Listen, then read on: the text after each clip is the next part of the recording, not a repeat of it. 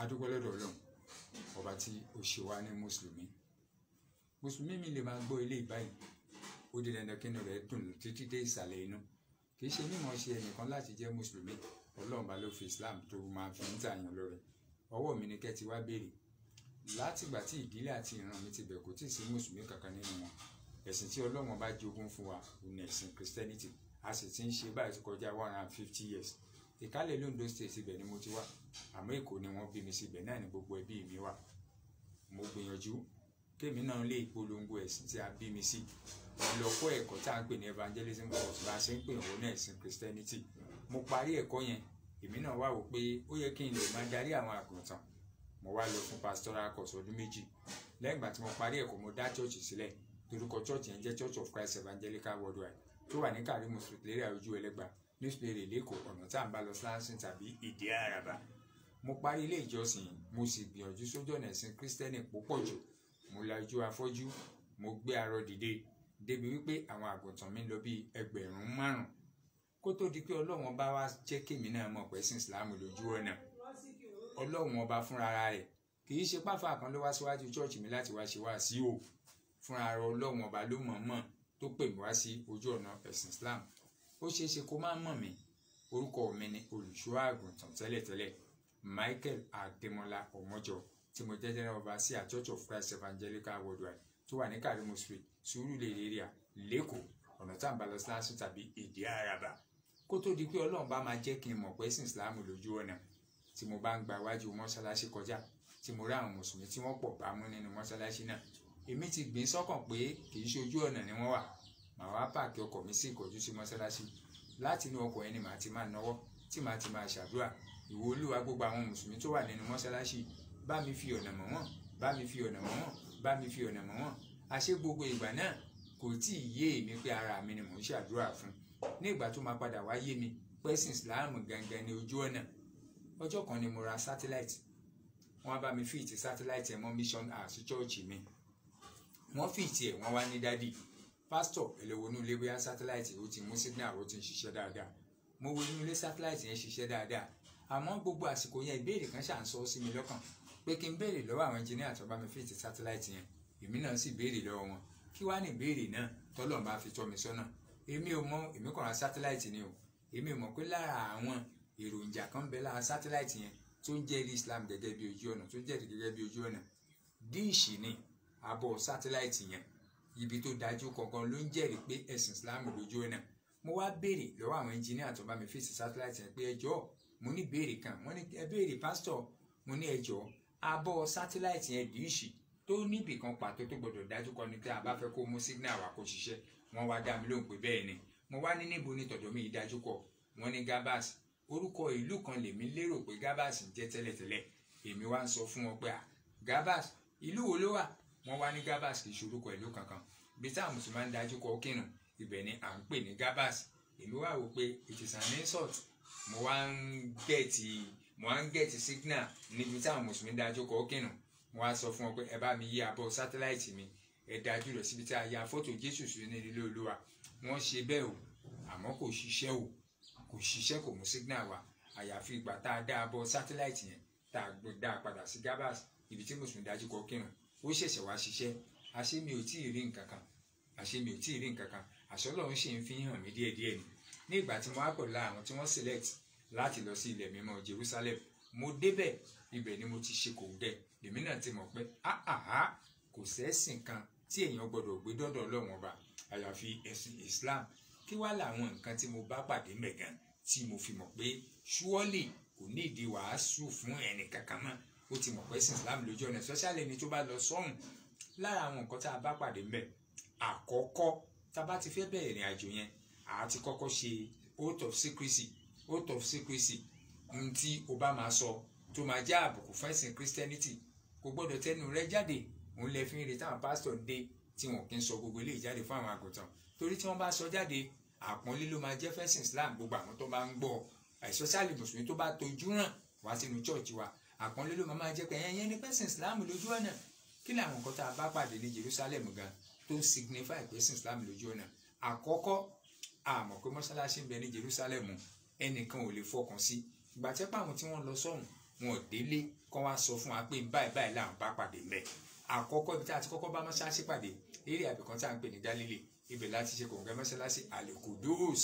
Lẹ́yìn náà a tún bá mọ́ṣáláṣí ní ìpàdé eré àbìkan tí a ń pè ní Via delle Aqsa, Via delle Aqsa. Greek ni máa ń pè ní Via, torí tí Greek bá fi sọ pé Via wọ́n fi ń júwe àdúgbò ni. Àdúgbò yẹn là ń pè ní Al-Aqsa area ní Jerusalem, ọ̀nà ìlà ń bá lọ sí Palestine. Gẹ́gẹ́ bí àánú Ọlọ́run a ṣe kòǹgẹ́ mọ́ṣáláṣí kan bẹ́ẹ̀, orúkọ mọ́ṣáláṣí tá a bá pàdé bẹ́ẹ̀ òun là ń pè ní Masjid Al-Aqsa, Masjid Al-Aqsa. Lẹ́yìn náà a wá ń gbọ́ ìpè irun láwọn àyè kan ní Jerusalem. Àyíká tí ń gbọ́ ìpè irun yẹn àrí mọ́ṣáláṣí bẹ́ẹ̀, àṣìrẹ́ni tó gbé máikrófóònù dání tí ń pè irun. Ìwọ tó ń gbọ́ mi wàá máa sọ pé ní Jerusalem náà àwọn àyè wo wá ní? Ẹ jẹ́ kí n júwe wọ́n pọ̀, àmọ́ lára àwọn àyè tá a ti lọ ṣàdúrà tí wọ́n sì ń sọ fún wa pé Jésù ṣàdúrà bẹ́ẹ̀, àwa náà di dandan ká lọ ṣàdúrà bẹ́ẹ̀ nígbà tá a lọ sí Jerusalem. A ṣàdúrà bẹ́ẹ̀ níbo gan níbẹ̀? À ń pè ibẹ̀ ní Garden of Gethsemane, Garden of Gethsemane, Garden of Gethsemane, ọgbà Gethsemane. Ìwọ tó jẹ́ Kírísítẹ́nì tó ń gbọ́ wa báyìí tó fẹ́ máa fọ́lọ̀ ẹ̀ lọ sínú Matthew 26 láti verse 37 wá sísàlẹ̀. Ó jẹ́ ká mọ̀ pé Jésù ó mú Pétérù àtàwọn ọmọ Sébédè méjèèjì pẹ̀lú rẹ̀, ó ń banújẹ́, ó ń bọ ọkàn rẹ̀wẹ̀sì. Ó wá lọ sí ọgbà Gẹ́símánì, ó wá ní ẹ dúró níyìn kí n lọ síbẹ̀ láti lọ ṣàdúrà. Ibi tó ti lọ ṣàdúrà yẹn tó bá lọ sínú Luke 22 láti verse 39 wá sí ìsàlẹ̀, Luke 22 láti verse 39 wá sí ìsàlẹ̀, ibẹ̀ là ń pè ní òkè Olifi tí à ń pè ní Mount Olive, Mount Olive, Mount Olive. Kì í ṣe bẹ́ẹ̀ ló wà o, ìsàlẹ̀ ní ọgbà Gẹ́símánì, òkè gẹ́gẹ́ ní Mount Olive, òkè ara wọn ni, kì í ṣe ibẹ̀ yẹn. Step wà bẹ́ẹ̀ tá máa gbà lọ sí òkè. Àwa ń bẹ̀ àwa ń ṣàdúrà, nígbà tá à ń ṣàdúrà ń bẹ̀ àwa ń gbọ́ sí etí wa bí ìgbà tá a fi máa pèsè APC sétí. À ń gbọ́ Allahu Akbar, Allahu Akbar, Allahu Akbar, Allahu Akbar, ashhadu an la ilaha illallah, ashhadu anna Muhammadur Rasulullah. Bá a ṣe gbọ́ báyìí, àwẹ̀ gbọ́ ọ̀tún àrímọ́ṣáṣí, àwẹ̀ gbọ́ òsì àrímọ́ṣáṣí, àwọ̀wájú àrímọ́ṣáṣí, àrímọ́ṣáṣí, àwọ̀wájú àrímọ́ṣáṣí. Níbo wá ni wọ́n ti ń pè ń tí kì bá ṣe pé mírèkù Ọlọ́run ọba àlá? Tí ìwọ náà bá ń gbọ́, wàá rí pé ní tí ń kọjá òun náà ń bojú ẹ̀yìn, òun bojú ẹ̀yìn tó ń wọ̀ tó ń wò sí, wàá ti mọ̀ pé ní tó ń gbọ́ òun lòun náà ń gbọ́. Kékeré wá nìyẹn o. Kó tó di pé mo lọ sí ilẹ̀ mímọ́ Jerusalem, kí n tó lọ sí ilẹ̀ mímọ́ Jerusalem, ìwé tèmi gbà pé ìwé Olúwa sámúsámú original òun ni Bíbélì. Kò sí pásítọ̀ kan láyé tó máa gbà pé Kùránì nìkan ìwé Olúwa ni. Kí n tètè là mọ́lẹ̀ báyìí. Ní ìgbà tí mo wá délẹ̀ mímọ́ Jerusalem, a dé ibì kan tá a máa ń lọ, à ń pe ibì kan ní Galilee tí mo dárúkọ lẹ́ẹ̀kan yẹn. Àyè méjì la máa ń lọ tó sì di dandan ká gbọdọ̀ débẹ̀. A máa ń lọ sí Nazareth, Galilee lòun náà wà. A tún máa lọ sí Cana ní Galilee. Nítorí tá a fi máa lọ sí Nazareth yẹn, òun ni pé ibẹ̀ ni wọ́n ti tọ́ Jésù dàgbà lẹ́yìn ìgbà tí wọ́n bí. Ibi tá a máa ń lọ ní Cana ní Galilee, òun ni láti lọ ibi tí Jésù ti ṣe iṣẹ́ ìyanu. Ibi tí Jésù ti ṣe iṣẹ́ ìyanu. Wọ́n fi bẹ̀ wọ́n wá, wọ́n wá ní ká béèrè ìbéèrè. A wá béèrè ìbéèrè lọ́wọ́ àwọn tí ń mú wa káàkiri. Ìbéèrè tá a béèrè lọ́wọ́ wọn ni pé ẹ jọ̀ọ́ láti ìgbà tí Jésù ti délé ayé, ṣé kò ṣe iṣẹ́ ìyanu kankan yàtọ̀ sí ìta wá wò ní Cana ní Galilee yìí ni? Wọ́n ló ṣe iṣẹ́ ìyanu. Àwa ní níbo ni àkọsílẹ̀ iṣẹ́ ìyanu yẹn wà, níbo ni àkáǹtì rẹ̀ wà? Tí wọ́n sọ fún wa ni pé inú ìwé tí ó pé ibẹ̀ ló wà, the complete book. Àwa wá ń ṣe kàyéfì pé complete book yẹn bóyá another new version of Bible ni. Àwa ò fọkàn sí Kùránì o. Àwa gbé Bible wa jáde, àwa fi hàn wọ́n. Wọ́n ní Bible kọ́ ni ìwé tí ó pé yẹn, wọ́n ní no. Wọ́n ní ìwé yẹn gangan, wọ́n ní àsọtẹ́lẹ̀ rẹ̀, evidence ìwé yẹn gan, wọ́n ló wà nínú 1 Corinthians 13 verse 9. Àwa náà sì lọ síbẹ̀ tí ò rújú, táwa náà sì rí ń bẹ̀ pé ìmọ̀ apá kan ni, àwa sì ń sọ àsọtẹ́lẹ̀ apá kan. Ṣùgbọ́n nígbà tí ìwé tí ó pé bá dé, èyí tí sapá kan yóò dópin. Ìwé tó pé yẹn gangan làwa fẹ́ wá mọ̀ báyìí. Blue ni, black ni, tàbí yellow tàbí green ni, báwo ló ṣe tóbi tó? Wọ́n ní bẹ́ẹ̀ kọ́. Wọ́n ní n tó yẹ ká béèrè ni pé láti bo ló ti máa jáde, ta la máa fi rán? Àwa náà sì béèrè bẹ́ẹ̀. Wọ́n wá sọ fún wa pé ẹni tá máa fi ìwé yẹn rán, ìwé wa tọ́ka rẹ̀. Látọjọ́ yẹn ni mo ti mọ̀ pé k'Ọlọ́run bá kó ṣe ìdáríjì fún mi, torí èmi ò gbà pé lẹ́yìn Jésù òjíṣẹ́ mi tún bẹ. Mi ò gbà pé lẹ́yìn Jésù òjíṣẹ́ mi tún bẹ. Àmọ́ ńgbà tí a rí evidence tí wọ́n sọ fún wa pé òjíṣẹ́ yẹn o kò ní mọ̀ ọkọ, kò ní mọ̀ ọkà, a máa sọ fún pé kó máa kà, òun á sì máa sọ pé èmi kò mọ ìwé kà. A sì rí live,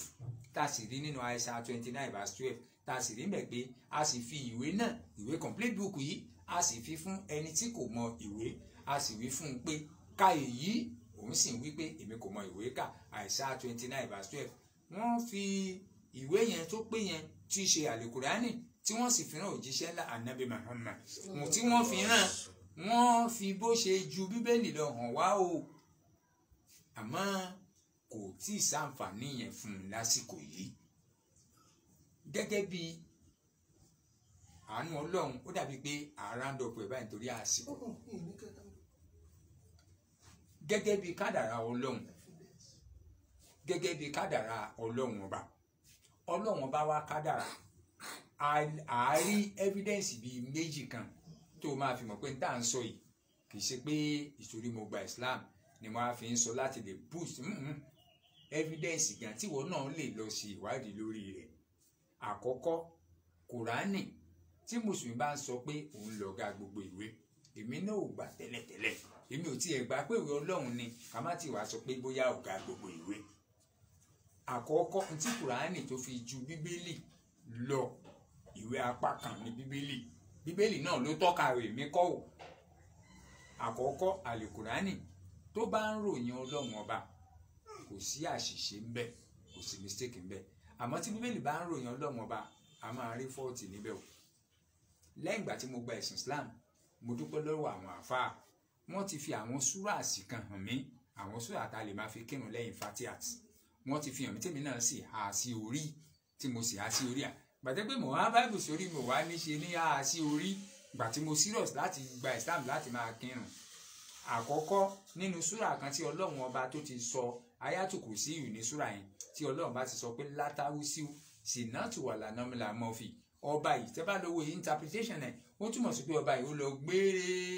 kìí sùn kìí tó gbé o, kìí sùn kìí tó gbé o. A máa àkókò lè ṣàbòsí. Bíbélì náà ròyìn Ọlọ́run, ó ròyìn Ọlọ́run, àmọ́ bíbélì ṣe ròyìn Ọlọ́run bá ẹ̀rí mistake ń bẹ. Bíbélì sọ nínú Psalm 44:23, Psalm 44:23, ó ní jí èé ṣe tí wọ́n ń sùn Olúwa. Psalm 44:23 ni o, ó ní jí èé ṣe tí wọ́n ń sùn Olúwa. Ọlọ́run ní sùn tó ń jí ni tàbí bò, èmi mọ̀ kó ṣe mistake yẹn nìyẹn náà, àmọ́ ẹ má ti jẹ́ ká lọ síbẹ̀. Ìkejì, àlùkùránì kò sí àlùfàṣà nínú ẹ̀ láti ìbẹ̀rẹ̀ rẹ̀ títí dé ìparí, àmọ́ bíbélì àlùfàṣà ń bẹ níbẹ̀. Tí n bá sọ̀rọ̀, ìwọ tó ń gbọ́ mi tó bá doubt mi, lọ sínú Solomon 7:6, wàá rí ń bẹ̀ pé ó ti ní ẹwà tó, ó sì ti dára tó, ìwọ olùfẹ́ mi nínú adùn ìfẹ́. Ìdúró rẹ yìí dàbí igi ọ̀pẹ àti ọmú rẹ bí ṣírí èso àjàrà. Mo ní èmi ò gun ọ̀pẹ lọ, èmi ò di ẹ̀ka rẹ̀ mú, pẹ̀lúpẹ̀lú nísinsìnyí ọmú rẹ pẹ̀lú yóò dàbí ṣírí àjàrà. 6-8 ni mo ṣẹ̀ṣẹ̀ kà yìí o, wá máa kà láti verse 11 lọ. Mo lè fi báìbù ń sìn kí n máa gbé kó máa wò báyìí, báìbù ń bẹ lọ́wọ́ mi kó máa wò lọ. Solomon 7:6-8 àti verse 11-12. Ìwọ tó ń gbọ́ mi, o lè sọ pé kì í ṣàlùfàṣà, pé ká kà síwájú ká lè mọ̀ bóyá àlùfàṣà ló máa yọrí sí. Àágbọ́ tiẹ̀, jẹ́ àwa kà síwájú báyìí. Solomon 7:6-8 ni mo kọ́kọ́ kà, jẹ́ àwa kà verse 11. Ó ní wá olùfẹ́ mi, jẹ́ kí a lọ sí pápá, jẹ́ kí a wọ̀ sí ìletò wọn nì, jẹ́ kí a dìde lọ sínú ọgbàjà ní kùtùkùtù, jẹ́ kí a wọ̀ bí àjàrà rúwé, bí ìtànná àjàrà bálà, àti bí igi pọ̀mọ́gẹ́tì bá rú dìí. Níbẹ̀ lèmi ò ti fi ìfẹ́ mi fún ọ. Má ṣàbòsí ìwọ tó ń gbọ́ mi. Àlùfàṣà lélẹ̀ tàbí kì í ṣàlùfàṣà. Solomon 8:8, Solomon 8:8, ó tún fi kún un lẹ́gbẹ̀ẹ́. Ó ní àwa ní arábìnrin kékeré kan, òun kò sì ní ọmú, kí làwa yóò ṣe fún un lọ́jọ́ táwa bá fẹ́ fẹ́? Ṣé ìyẹn àlùfàṣà tún kọ́ nìyẹn? Àlùkùránì ọ̀rọ̀ rẹ̀ kì í takora wọn. Àlùkùránì ọ̀rọ̀ rẹ̀ kì í takora wọn. Kí n tó dánu dúró, Kùránì tó bá ròyìn Ọlọ́run kò sí mistake ńbẹ̀, àmọ́ bíbélì mistake ńbẹ̀. Tá a bá ti kírun tán, wẹ́ẹ́ rí pé gbogbo mọ́sálásí ni wọ́n fi àwọn nǹkan tá a máa ké, tá a máa ké, tá a máa ké, tá a máa fà, tá a máa recite. Lára wọn là ń pè ní la ilaha illallah, ká máa fà, wahdahu la sharika lahu, lahul mulki wa lahul hamdu wàhúwà alákòólé ṣe ń kọ̀dé nígbà tí wọ́n á lọ òtúmọ̀ rẹ̀ lábẹ́ ntọ́lẹ̀mọ́ gbogbo mọ́sálásí yẹn tó ń gbé kọ́ mọ́sálásí ó ń túmọ̀ sí pé wàhúwà alákòólé ṣe ń kọ̀dé tó túmọ̀ sí pé gbogbo agbá yẹn abẹ́ ìtọ́ lọ́wọ́n ọba láàlú wa kùránì ó ròyìn ọlọ́wọ́n ọba tó sì kílẹ̀ à ń bẹ̀ yẹn àmọ́ bíbélì ó lóun ò gbà àkókò lè ní kó gbà fún kùránì tipátipá òun náà fẹ́ ròyìn ọlọ́run báyìí ẹ wá bó ṣe ròyìn ọlọ́run nínú Genesis 32 verse 24 Genesis 32 verse 24 lọ́wọ́ subheading ẹ̀ Genesis 32 verse 24 lọ́wọ́ subheading ẹ̀ ó ní Jákọ́bù ja ìjàkadì pẹ̀lú ọlọ́run Jákọ́bù ó ja ìjàkadì pẹ̀lú ọlọ́run kò sọ léèfé o ó fi subtitle sí tó tì kí ẹ̀ kó lè mọ̀ pé òun mọ tóun sọ Jákọ́bù àtọ́lọ́wọ́n bá ja ìjàkadì ní verse 27 Genesis 32 ó wá ní ó sì bí i pé kí lorúkọ rẹ òun sì dáhùn ṣe mọ̀ pé sọkúsọ ni kọ́ máa lọ́lọ́run bíyàn léèrè pé kí lorúkọ èèyàn ìyẹn bu ọlọ́run bá kò bíbélì ṣe ròyìn rẹ̀ ó wá ní Jákọ́bù ní Genesis 32 verse 27 ni mò ń kà yìí o òun wá ní àní pé orúkọ rẹ̀ ní Jákọ́bù mọ̀ bí kò ṣe Ísírẹ́lì nítorí ìwọ ti bá ọlọ́run àti ènìyàn jà ìjàkadì ìwọ sì borí wọn lọ́wọ́ báìbù tí ń bá parọ́ kùránì ọ̀rọ̀ rẹ̀ kì í takora wọn a lè kà nínú kùránì ká wá bá pàdé pé ọlọ́run ọba kò bímọ ká tún wá kà ń bò míì kó tún wá máa sọ pé òun wà very sorry kò bákan ni ó tún ti bímọ kò lè ṣẹlẹ̀ nínú àlè kùránì àmọ́ bíbélì ó lágbára jù ẹ̀rí pé ó sọnù ìwé òwe orí 20 ẹsẹ̀ kínní Proverbs 20 verse 1 ó ní ẹlẹ́yà ni ọtí wáìnì aláriwo ni ọtí líle ẹnikẹ́ni tí a bá fi tàn jẹ kò gbọ́n rárá tó túmọ̀ sí pé ó kàn dẹ̀ mọ́ ọtí mímu ó máa change ẹ̀ nínú 1 Timothy 5 verse 3 1 Timothy 5 verse 3 ó ní má ṣe máa mu omi nìkan o ṣùgbọ́n máa lo wáìnì díẹ̀ ìwọ tó ń gbọ́ mi wàá sọ pé negligible ni bá ṣe máa sọ náà ní negligible pé kò tí ì takora wọn púpọ̀ jù wàá gbọ́n tó sọnù Jeremiah 25 verse 27 ó ní ìwọ sì wí fún wọn pé báyìí nílò àwọn ọmọ ogun wí ẹ mú kí ẹ sì mu àmúyó kí ẹ bì kí ẹ ṣubú kí ẹ sì má lè dìde mọ́ ṣé yẹn ò takora wọn fún takora wọn. A padà wá sin ọlọ́run ọba ní ilẹ̀ mímọ́ Jerusalem bá a ṣe sin ọlọ́run léyò ní ìgbà tá a fẹ́ sin ọlọ́run a kọ́kọ́ ṣe mímọ́ a ṣe mímọ́ báwo la ṣe ṣe mímọ́ a da omi sínú kẹ́tù aláyọ̀ àfọwọ́ àfọ ẹnu àfọ ojú àfọwọ́ òsì àfọwọ́ wa àforí wa àfẹsọ̀tún àfẹsẹ̀ òsì bẹ́ẹ̀ nìkan ò bá sọ fún wa ṣe àmọ́ pálíwà lálá ṣe ìyẹn ni àwa darí wọ bí tá a ti sin olúwa ní ìgbà tá a darí wọnú rẹ̀ wọ́n ní ká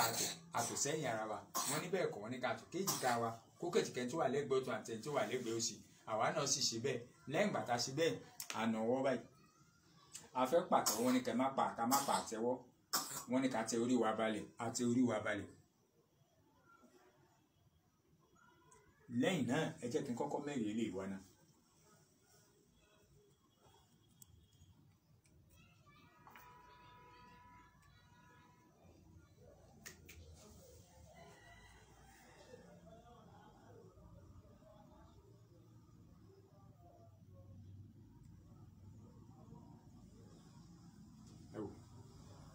À ń lọ bí 50,000 bá a ṣe wà ń bì yìí o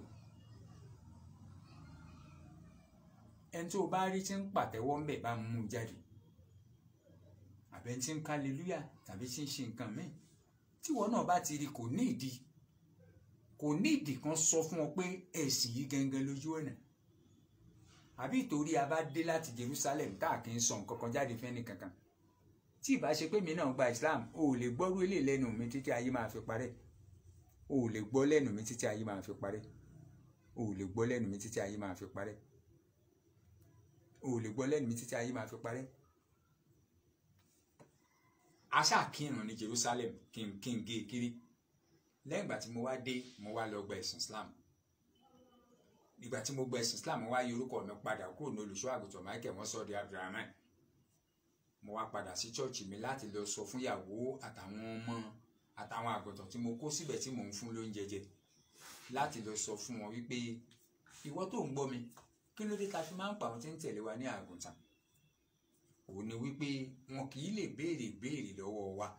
that is pé wọn kì í lè pè wá ṣàkíyèsí ẹ rí i pé nínú ẹ̀sìn Islam yìí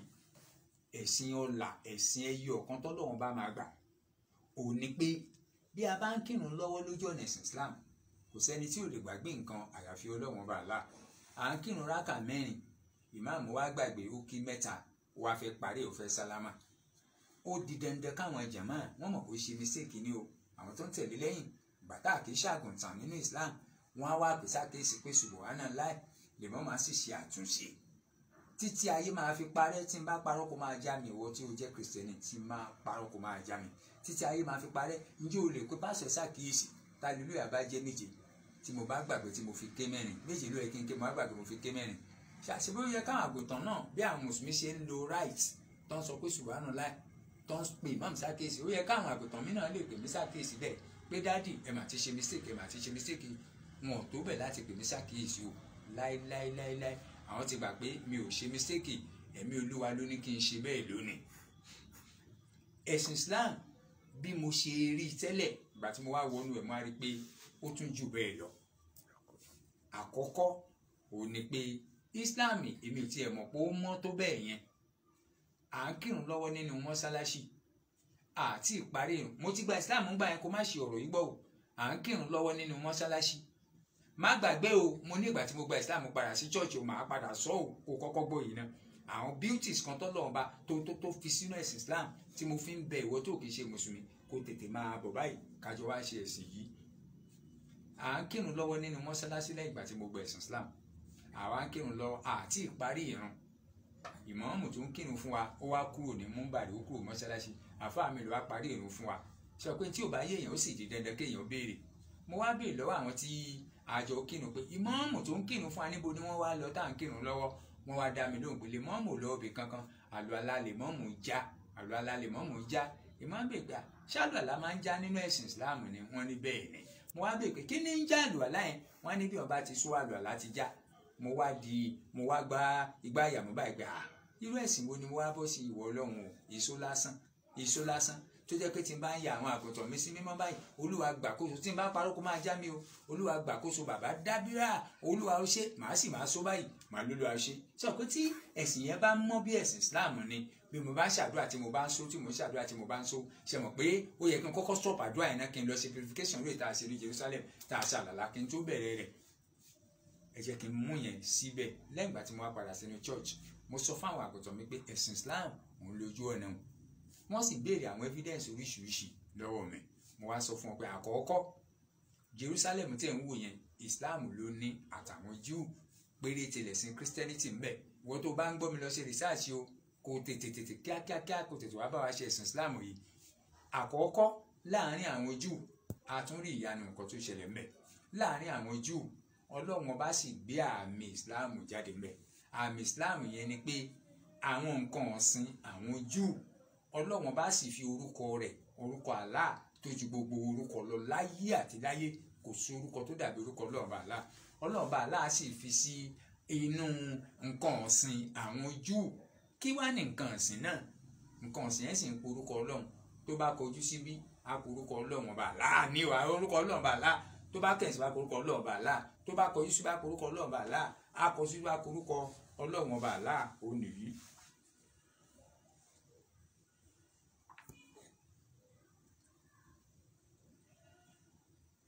òní tí n bá parọ́ òní yóò.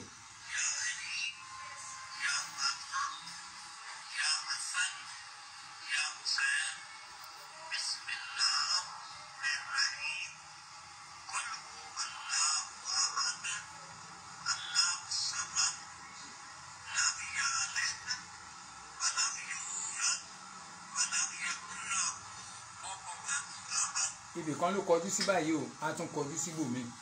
gẹ́gẹ́ bí àṣẹ Ọlọ́run a tún kọjú síbòmíì báyìí a tún kọjú síbòmíì a tún kọjú síbòmíì báyìí.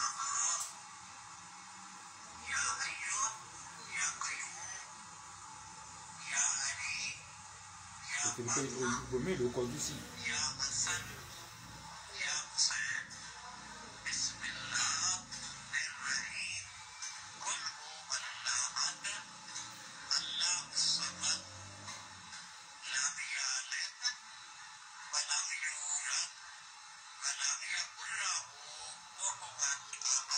ìwọ tó wá ń gbọ́ wa báyìí tó jẹ́ mùsùlùmí o ti mọ̀ pé kó o múra sẹ́sìn ló ti dá báyìí ìwọ tó wá ń gbọ́ wa tó kì í ṣe mùsùlùmí ìwọ náà máa ṣe àṣàrò ẹ nínú ọkàn rẹ eléyìí kì í ṣe pé a kàn fi fẹ́ fi polongo Islam ìfẹ́ gbà lọ́kàn rẹ ìwọ tó kì í ṣe mùsùlùmí àti ìdè mùsùlùmí àfi tá a bá nífẹ̀ẹ́ àlùjánnà tá a ní fúnra wa tá a ní fọ́mọlàkejì wa la ṣẹ̀ṣẹ̀ jẹ́ mùsùlùmí òun ló jẹ́ kó máa gbọ́ eléyìí tí ì bá sí bẹ́ẹ̀ màá kàn pẹ́nu mi mọ́ ni tẹ́ ẹ tó ní gbọ́n kankan àmọ́ ìwọ tó ń gbọ́ mi tó kì í ṣe mùsùlùmí báyìí má ṣàṣàrò yẹn lọ́kàn rẹ o má ṣàṣàrò yẹn lọ́kàn rẹ o mọ̀gbà títí tán máa dé o mọ̀ o èmi náà mọ̀gbà náà lèmi náà fi gba ẹ̀sìn Islam o mo dúpẹ́ lọ́dọ̀ Ọlọ́run 214 àwọn àgùntàn ló ti gba ẹ̀sìn Islam lẹ́yìn ìgbà tí èmi náà gba Islam ìyàwó mi ó lóun ò ní bá mi kírun tẹ́lẹ̀tẹ́lẹ̀ àmọ́ mo á dúpẹ́ lọ́dọ̀ Ọlọ́run èmi àti ìyàwó àjọ ń kírun báyìí ni èmi àtàwọn ọmọ mi yányán àjọ ń kírun báyìí ni kódà àwọn náà wà nílé ìkéwú báyìí èmi bàbá wọn náà èmi náà ti ń gbìyànjú kùránì díẹ̀ ọlọ́ba kójọ kó tètè fi yé mi àmọ́ yíyá kùránì yẹn kódà ètè yẹn tètè yé mi ju àti wọnú kùránì lọ gbogbo ẹ̀ kò sí tó ṣòro ṣe fún Ọlọ́run ọba èmi ni olùṣọ́ àgùntàn Michael Adémọ́lá Ọmọjọ tí mo jẹ́ GO Church of Christ Evangelical Worldwide tó wà ní Karimu State lẹ́yà ojú ẹlẹ́gbàá ní sòrè lẹ́kọ̀ọ́ ọ̀nà tá à ń bá lọ sáàsì tàbí ìdí àràbà mo dúpẹ́ lọ́dọ̀ Ọlọ́run mo dúpẹ́ o tọ́lọ́run bá ṣe mí ní mùsùlùmí o ìwọ tó ń gbọ́ mi ìwọ náà gbìyànjú kó jẹ́ mùsùlùmí ìwọ tó wá ti wà nínú ìwọ náà gbìyànjú kó lè múra sí ẹ̀sìn yẹn mo dúpẹ́ pé mo ti wá di Abdulrahman báyìí sọlú alánàbẹ ìkàlẹ. ẹ dákun àdúpẹ́ fún Ọlọ́run gbogbo ẹ̀yin tí ẹ ní àǹfààní àti máa tẹ̀lé wa báyìí mo lérò pé ẹ̀yin náà ti gbọ́ oore Islam o gbogbo ìwọ tí o jẹ́ ọmọ mùsùlùmí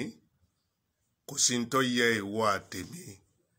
ju gbólóhùn alhamdulillahi rabbil alamin mo rò pé bí mo ti wí tèmi yìí ìwọ náà ti wí tiẹ̀ ọba tó ní kí wọ́n bí wa sínú Islam tá a tún wá ń ṣe Islam báyìí èyí tó yẹ kó máa jẹ́ ìbẹ̀rù fún wa ni wípé ìjẹ́ inú Islam náà la máa kú sí ó yẹ ká máa bẹ lọ́run ní gbogbo ìgbà torí wípé inna dina inda Allahi al-Islam ẹ̀sìn kan tọ́lọ́run ọba mi ó gbà lọ́dọ̀ rẹ̀ kò sì sí ti ń jẹ́ ẹ̀sìn kan lọ́dọ̀ Ọlọ́run tó tayọ Islam ọ̀hún iná ní former pastor ni wọ́n ń júwe fún wa pé Ọlọ́run padà jẹ́ káwọn mọ̀ pé ẹ̀sìn Islam gan ni ọ̀nà àbára wa dúpẹ́ lọ́dọ̀ Ọlọ́run a sì bá Malam Abdulrahman tí wọ́n jẹ́ former pastor àti àwọn ìdílé wọn tí wọ́n ti gbà Islam àbáwọn dúpẹ́ lọ́dọ̀ Ọlọ́run àwọn tó wá kú gbogbo àwọn tó kù náà abẹ́lọ́run kó fọ̀nà mọ̀ wọ́n. ìyá wa ń bẹ o. Malam Abdulrahman ìbéèrè tí àwa fẹ́ béèrè lọ́wọ́ yín ni wípé látìgbà tí ẹ ti gba Islam yìí ìjẹ́ ẹ tẹ̀ ní àwọn ìpèníjà kankan ọ̀yọ̀ kan àbí méjì tí ẹ ń kojú látara pé ẹ gba iṣẹ́ Ọlọ́run torí wípé èyí tó yé wa gbogbo ẹni tó bá rẹ́dì àti fi ẹ̀mí ẹ̀ lẹ̀ fún iṣẹ́ Ọlọ́run ojú rẹ̀ ó rí tó o ìyẹn ló fa ìbéèrè tá a béèrè pé ǹjẹ́ ó ní ìpèníjà kan àbí méjì tẹ́ ẹ kò tí ń kojú yín lẹ́nu ìgbà tẹ́ ẹ gba ìsìláàmù yìí. ẹ jẹ́ kí n kọ́kọ́ bẹ̀rẹ̀ báyìí ṣe rí nígbà tí mo wà nínú Christianity ó di dandan olùṣọ́ àgùntàn gbọ́dọ̀ ní ọkọ̀ tó máa lò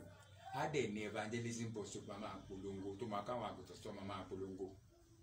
lẹ́yìn náà olùṣọ́ àgùntàn gbọ́dọ̀ ní ibi tó máa gbé ó sì di dandan wọn máa fún lówó oṣù gbàtẹ́ pé òun ló ń bá àwọn polongo Jésù lẹ́yìn náà àwọn àǹfààní lóríṣìí tó olùṣọ́ àgùntàn máa jẹ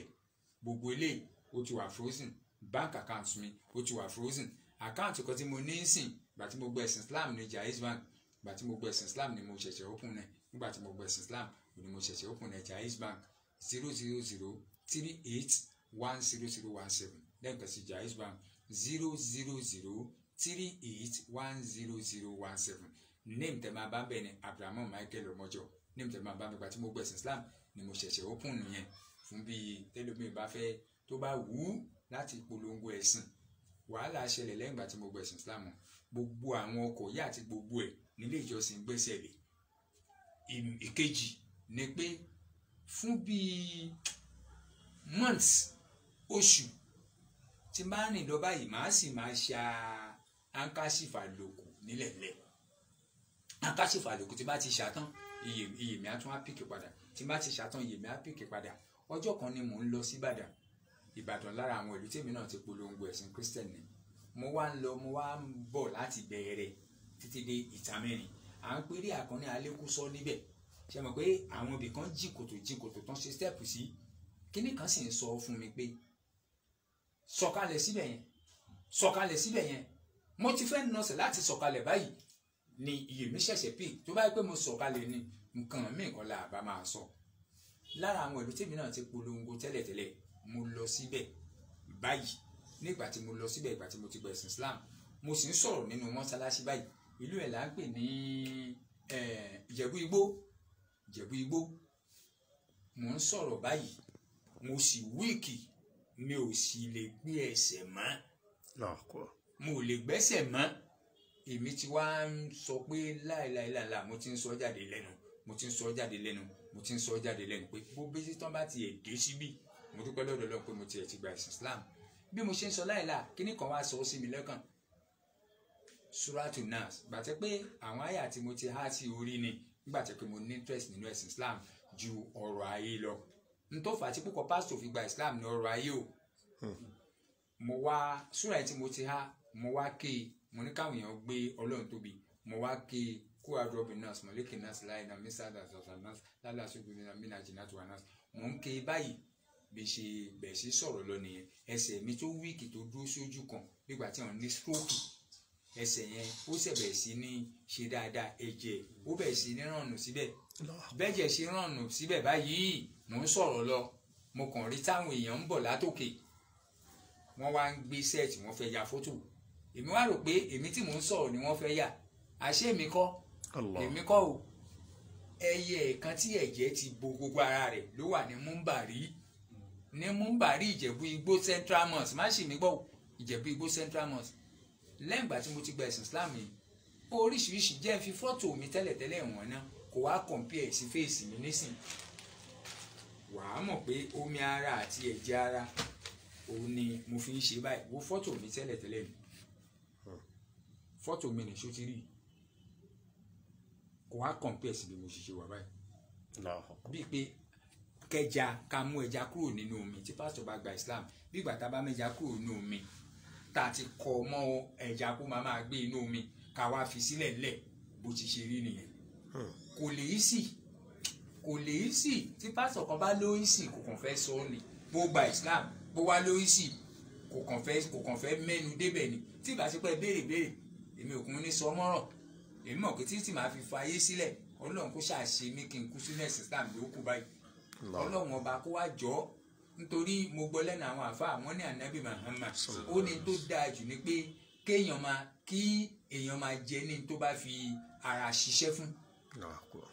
òun ni fídíò kẹsẹ̀ tí gbogbo tó ń gbọ́ yìí tó bá jáde síta tá a bá fi polongo ẹ̀sìn Islam àkọ́kọ́ ìyẹn ní intention àmọ́ ìkejì tá a bá ta fáwọn èèyàn kò tako ẹ̀sìn Islam bó ṣe ń gbọ́ wáyé kò tako ẹ̀sìn Islam bàbá fi ta ká ṣe káàkiri ká ta kò tako ẹ̀sìn Islam wọ́n tó bá nífẹ̀ẹ́ ẹ̀sìn Islam tí wọ́n náà bá fẹ́ kúnṣẹ́ Ọlọ́run bá lọ ká ṣe fídíò kẹsẹ̀ tẹ̀ jáde ká kó sáwọn stores káàkiri kódà ibi tí ẹsẹ̀ ò lè dé kéèyàn tó fa ayé lẹ̀ fídíò kẹsẹ̀ tí lè dé bẹ́ẹ̀ o so gbogbo àwọn ọ̀rọ̀ yìí ká ṣe sínú fídíò kẹsẹ̀ mo kàn gé kéré ni o. a dúpẹ́ fún Ọlọ́run Malam Abdulrahman Ọlọ́run á bá wa dúró tì yín Ọlọ́run ò ní fara ní yín gbogbo ẹ̀yọ́ ọmọ ìyá wa nínú Islam tí ẹ wà lórí line pẹ̀lú wa báyìí live program ní o àwa náà gbìyànjú àti fẹlẹ́ yìí polówó àti polongo Islam ní ìfọkànsí wípé ẹnìkan abẹ́ni méjì ẹ̀bí jù bẹ́ẹ̀ lọ Ọlọ́run lè tara ẹ̀ mọ̀nà ní kára kan tara bẹ́ẹ̀ mọ̀nà a sì gbọ́ nínú ọ̀rọ̀ tá ànábì wa Muhammad sọ wípé ànábì ní kí Ọlọ́run ó fi ẹnìkan mọ̀nà látara rẹ̀ ó lóore fún ọ ju ọ̀rọ̀ ayé lọ eléyìí náà tíwọ́n náà nínú oore tíwọ́n náà ó ṣe fún wa ni wípé kó tiẹ̀ kọ́kọ́ share rẹ̀ wọ́n share rẹ̀ sí péjì bíi 10 kó wuye èèyàn tọ́lọ̀ ń lé ní kó tara ẹ̀ mọ̀nà wò ládá tíwọ́n náà ó gbà ẹlẹ́ẹ̀kejì nígbà èèyàn ọmọ ìyá wa nínú Islam ẹni tó ní ọ̀nà ìjẹ ọ̀nà ẹ̀mú tó jẹ́ pé àwọn àgùntàn gẹ́gẹ́ bí wọ́n ti pè ó bẹ́yìn náà ti gbọ́ o ni wọ́n fi ń ṣèjẹ ni wọ́n fi ń ṣèmú nítorí ìfẹ́ Islam àti àánú Ọlọ́run wọ́n mọ̀ ti ṣọ́ọ̀bù ọ̀nà jẹ yìí ẹ̀ wá wò ó èyí tí ó dá náà ni kí àtijọ́ àti mọ́ ọmọ rọrùn wọn ò rán mi o wọn ò polówó o ẹ̀yin náà gbọ́ bí wọ́n ti ń wé o àmọ́ sí kódà kémi àti ẹ̀ náà kátàrí ilé ìkagbàládá wọ́n náà fi nǹkan kan sọ́pọ́tì sí Ọlọ́run ẹ̀gbọ́n tí Malam Abdulrahman former pastor wí wọ́n léyìí táwọn fẹ́ mẹ̀ ní wípé gbogbo òrírí àwọn nígbà tí àwọn wà ní pastor àtìgbà tí àwọn di mùsùlùmí àwọn fẹ́ fi ṣàǹfààní fún gbogbo àgbáyé kéyìn náà máa jẹ́ contribution tàwọn sínú Islam bóyá àwọn ò rí àìmọye pastor àtàwọn ọmọ tí wọn mọ̀nà bóyá wọn atara ẹ̀ mọ̀nà kí ni wọ́n fẹ́ fi support Islam lára wọn bí wọn náà bá ní tó fi support Islam lára wọn account number tí wọ́n pè yẹn wọ́n rán mi o wallahi tallahi wọ́n rán wa o ẹ̀yin náà gbọ́n tí wọ́n sọ látàárọ̀ o ìfẹ́ tiwọn ni wípé àní báwọn èèyàn ti gbọ́ àgbọ́yé ẹ̀sìn láwọn àgùntàn ìjọ tẹ́lẹ̀ táwọn náà ó dẹni tí ó mọ̀nà àmọ́ ẹ dákun ọ̀nà wo ni wọ́n fẹ́ gbé gbà lórí iṣẹ́ Ọlọ́run yìí tàn bá rẹ̀ ní support wọn ìwọ náà dá sí tọ́lọ́run Ọlọ́run ó dá sí tiẹ̀ náà former pastor Michael tí wọ́n ọmọjọ tí wọ́n ti di Malam Abdulrahman báyìí ẹ dákun lẹ́ẹ̀kan sí ẹ ràn wá o bọ̀tì àwa rò wípé àwa náà lè fẹ́ lè sọ̀pọ́tì sí Ọlọ́run lára yín account number yín tẹ̀ pé lẹ́ẹ̀kan yẹn ẹ dákẹ́ tún pé èyí ẹ mọ̀ wípé àwọn ọmọ mùsùlùmí wọn a máa dúró ti sí Ọlọ́run ju bẹ́ẹ̀ ti rò lọ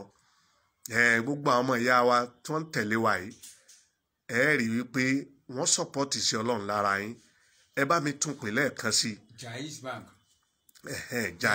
Bank Jaiz Bank tó jẹ́ báǹkì ti